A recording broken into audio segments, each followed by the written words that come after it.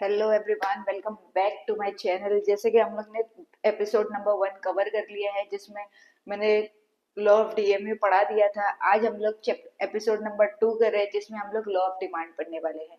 Law of demand भी Alfred Marshall जी ने ही बनाया था। कभी बनाया था? 1918 में पढ़ाया था। और क्या बता रहे हैं भाई इसमें, ये लॉ में क्या बता रहे हैं? ये लॉ में ये बता रहे हैं कि there is a inverse relationship between price and the quantity demanded. इनका कहना है भाई कि जब प्राइस हाई होएगा तो डिमांड कम होएगी, और डिमांड कम होएगी तो प्राइस हाई होएगा। कभी ये दोनों साथ में चलेंगे ही नहीं, एक बढ़ेगा तो एक कम होएगा। ठीक है, आपको वैसे ही हर बार की तरह मैंने लास्ट टाइम भी आपको बताया था कि किस तरीके से आपको लॉ लिखना है, जो कंपलसरी 8 मार्क्स के लिए तो आता ही है। इसके साथ लॉ ऑफ डिमांड के साथ अक्सर हमारे लिए एक्सेप्शन ही आता है, क्योंकि गिवन गुड जो है वो 2 मार्क्स के लिए शॉर्ट नोट्स में आता ही है। तो इस वजह से हम लोग लॉ के साथ एक्सेप्शंस पढ़ेंगे, अजम्पशन नहीं पढ़ेंगे। जैसे जैसे मैंने पहले भी आपको बताया है कि पहले क्या करना है आपको, जब भी लॉ आए तो पहले आपको इंट्रोडक्शन देना है। तो एक बार फिर से रिपीट कर लेते हैं हम लोग ने इंट्रोडक्शन, जो मैंने लास्ट वीडियो में बताया था। वो क्या था? ये लॉ बनाया है प्रोफेसर अल्फ्रेड मार्शल ने। कब बनाया है? 1819 में बनाया है।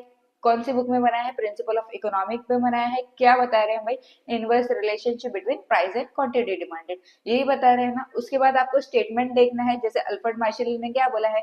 Other things remains constant, higher the price of a commodity, smaller the quantity demanded, and lower the price of a commodity the larger the quantity demanded. जैसे मैंने आपको बताया है कि इनवर्स रिलेशनशिप है, ये कभी भी साथ में नहीं चलेंगे।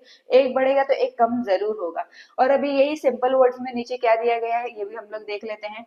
In other words, other factors remains constant, the price of a commodity rises, the demand is fall, and when the price of a commodity fall, demand for the commodity rises। यही मैंने जो आपको बताया है कि ये कभी एक साथ चलते नहीं है। there is an inverse relationship between price and quantity demanded, thus there is an inverse relationship, symbolically the function relationship between demand and price expressed as dx f p x, where d is for commodity, X is for D is for demand, X is for commodity, F is for function, and PX for price of a commodity। अब हम लोग फटाफट एक एक करके exception देख लेते हैं। आपने इंट्रो दे दिया, स्टेटमेंट दे दिया। अब हम लोग टेबुलर फॉर्म बनाएंगे। जैसे इधर बताया है कि प्राइस जब 50 थी तो डिमांड उसकी 1 किलो हो गई। जैसे ही प्राइस फॉल हुई तो डिमांड भी राइज हुई। देखो 40 पे 2 हो गई, 20 पे 4 हो गई, और 10 पे आके 5 किलो हो गया। हमारा भी यही बिहेवियर है ना भाई, एज अ कंज्यूमर। हम लोग डिमांड में क्या पढ़ते हैं? एज अ कंज्यूमर हम लोग बिहेव करते हैं। हमारी मम्मी भी जब भी भाजी लेने जाती है तो वो यही सोचती है भाई कि डिमांड हाई है, प्राइस हाई है, तो मैं क्या करूँ, 1 किलो भी लेंगे तो भी चलेगा। और जैसे ही प्राइस कम होता है ना, तो मम्मी ज्यादा भर के लेके आ जाती है, ताकि क्या हो कि इन फ्यूचर में अगर प्राइस बढ़ा तो हम लोग क्या करेंगे, उसको यूटिलाइज कर लेंगे। As shown in the table 3.3, when the price of a commodity X is 50 kg, the quantity demand is 1 kg. When the price falls from 50 to 40, the quantity demand of rises from 1 kg to 2 kg. Similarly, at the price 30, quantity demand is 3 kg. And when the price falls from 20 to 10, the quantity demanded rise from 4 kg to 5 kg. Thus, the price of a commodity falls, demands quantity demanded rises, and when the rise of price of commodity and when the price of a commodity rises, quantity demanded falls. This shows an inverse relationship between price and quantity demanded। वही मैंने आपको जो बताया कि भाई जैसे जैसे उसके प्राइस कम होते गए, हमारी डिमांड क्या होती गई, बढ़ते गई। ठीक है, अब इधर हम लोग एक प्लॉट कर लेते हैं डायग्राम। जो ऊपर दिया है वैसे ही प्लॉट करना है कि 1 पे 5 की डिमांड थी, 10 पे 5 की डिमांड हो गई, 20 पे 40 की हो गई, 30 पे 30 की हो गई, 40 पे 20 की हो गई, और 50 पे 10 की हो गई। आपको ऐसे ही प्लॉट कर देना है, फिर आपको नीचे बता देना है कि आपने कौन सी चीज पे क्या प्लॉट किया है। In figure 3.5 x represented the demand for the commodity and y axis represent the price of a commodity। dd curves which slopes downward from left to right। बिल्कुल पहले स्लोप डाउनवर्ड क्यों होएगा कि भाई प्राइस हाई था तो demand कम थी, फिर प्राइस कम हुआ तो डिमांड हाई हो गई, तो इस वजह से क्या हुआ भाई, वो स्लोप डाउनवर्ड होगा। अब हम लोग फटाफट एक्सेप्शंस कवर कर लेते हैं। एक्सेप्शन में पहला दिया हुआ है गिवन गुड्स, ये स्टार मार्क कर लो, क्योंकि ये कंपलसरी कहीं ना कहीं तो आएगा। 2 मार्क्स के लिए, 4 मार्क्स के लिए आपको हर साल आता ही है, तो ये आपके लिए बहुत ज्यादा इंपॉर्टेंट है। गिवन गुड क्या बता रहा है ना, कि जैसे हम लोग ने हमेशा क्या सोचा है भाई, लॉ में तो यही बता रहे कि भाई प्राइस राइज हुआ तो डिमांड कम हुई। मगर ये क्या बोल रहे हैं कि जरूरी नहीं है हर बार ऐसा ही हो, कभी कभी क्या होता है, प्राइस फॉल होने के बावजूद डिमांड नहीं बढ़ती। क्यों ऐसा? क्यों? क्योंकि कभी कभी लोगों को मालूम है ना भाई कि अगर प्राइस कम हुआ है ना, तो प्राइस कम हुआ है ना मतलब वो चीप क्वालिटी है, उसकी क्वालिटी अच्छी नहीं है तो क्या हो गया, उसका प्राइस कम हो गया। जैसे इधर के एग्जांपल बताया है सर रॉबर्ट गिफन ने, क्या उन्होंने क्या देखे कि भाई ब्रेड की प्राइस कम हो रही है फिर भी लोग डिमांड नहीं कर रहे, क्यों? क्योंकि लोग क्या प्रेफर कर रहे हैं भाई कि 2 पैसे ज्यादा डाल के क्या कर लेंगे, हम लोग अच्छी क्वालिटी का मीट ले लेंगे ताकि क्या हो, वो अच्छा कंज्यूम हो। ठीक है, पहला पॉइंट समझिए आपको। अब है प्रेस्टीज गुड्स। अब लोगों को कैसी आदत हो गई कि भाई दिखाना कि हम बहुत प्रेस्टीजियस है, हम बहुत ज्यादा अमीर है, तो उन लोग ने क्या किया है भाई, गोल्ड पहनते हैं लोग, बल्कि उनका प्राइस ज्यादा है फिर भी लोग क्या करते हैं, एक तरीके का स्टेटस सिंबल रखने के लिए उन लोग आईफोन लेके घूम रहे हैं, गोल्ड पहन के घूम रहे हैं। उन लोग के लिए क्या हो गया भाई, कि प्राइस कितनी भी हाई रहने दो, हम लोग को तो अपना स्टेटस क्या है, मेंटेन करके रखने का है। तो उन लोग क्या करते हैं, हाई प्राइस में भी क्या कर लेते हैं, डिमांड कर लेते हैं। सेकेंड है स्पेशुलेशंस। ये इसका मतलब है क्या ना, हम लोग ऐसा एक्सपेक्ट कर रहे हैं कि इन फ्यूचर जाके क्या आएगा, उसका प्राइस बढ़ जाएगा। इस वजह से हम लोग एट प्रेजेंट में क्या करते थे, उसकी डिमांड बहुत हाई कर देते।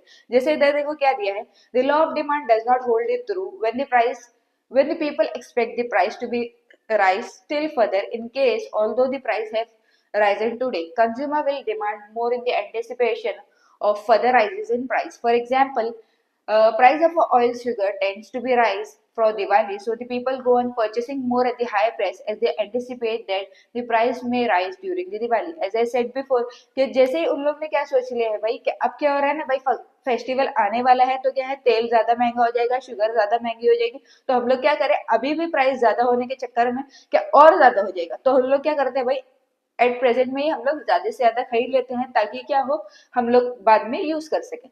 थर्ड पॉइंट क्लियर हो गया है। अब फोर्थ पॉइंट देख लेते हैं, प्राइस इल्यूजन। अब लोगों को क्या लगता है ना, हमारी जो न्यू जनरेशन है, या हम लोग बोल सकते हैं कि हमसे पहले वाली जनरेशन, उन लोग क्या सोचते हैं ना भाई कि थोड़ा महंगा है ना तो अच्छा होगा। और कभी कभी ऐसा होता भी है कि हम लोग सोचते हैं भाई इतना पैसा ले रहा है ना, मतलब वर्थ तो होगी, कुछ तो वर्थ होगी। तो देखते हैं हम लोग क्या है वो। Consumer have an illusion that the price high price goods are better quality, therefore the demand for such goods tend to increase with the rise in their prices. For example, branded products which are expensive and demanded even at the high price. बिल्कुल लोग क्या सोचते हैं भाई, नाइक है तो अच्छा जूता होएगा, एडिडास है तो अच्छे बैग्स होंगे उसके, गुची है तो अच्छे पर्स होंगे उसके। हाँ भाई होते भी है, हाई प्राइस भी है और फिर डिमांड भी वैसी है, और लोगों ने ऐसे भ्रम कर लिया है कि भाई प्राइस हाई है तो डिमांड भी हाई होगी, प्राइस हाई होगा तो क्वालिटी भी अच्छी होगी। तो लोग क्या करते हैं भाई, प्राइस होने के बावजूद क्या करते हैं, ज्यादा से ज्यादा खरीदते हैं।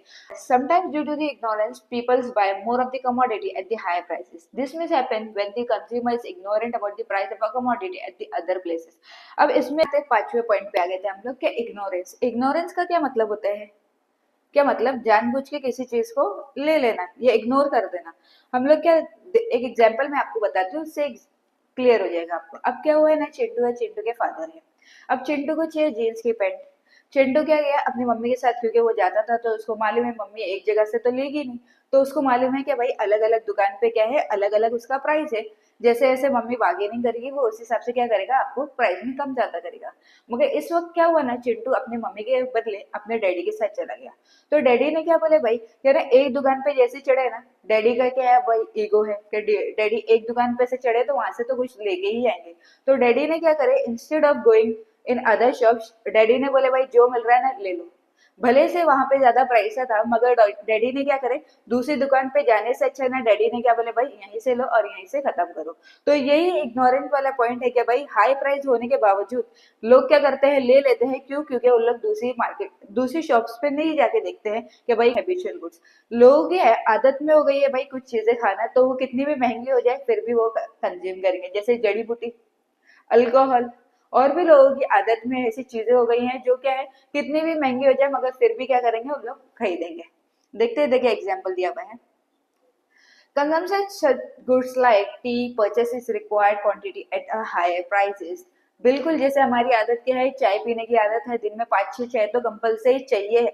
भले से वो 10 से लेके 12 रुपए कर दे या 15 रुपए भी कर दे, फिर भी हम लोग क्या करेंगे भाई, चाय पियेंगे। क्यों? क्योंकि अब वो हमारी आदत में हो गई है। होप यू ऑल गाइस आप लोग को समझ गया होगा। अगर कोई भी पॉइंट में डाउट है तो आप लोग क्या करो, मैसेज करो, मैं आपको क्या कर दूंगी, उसको वापस से क्लियर कर दूंगी। ठीक है, बाय बाय।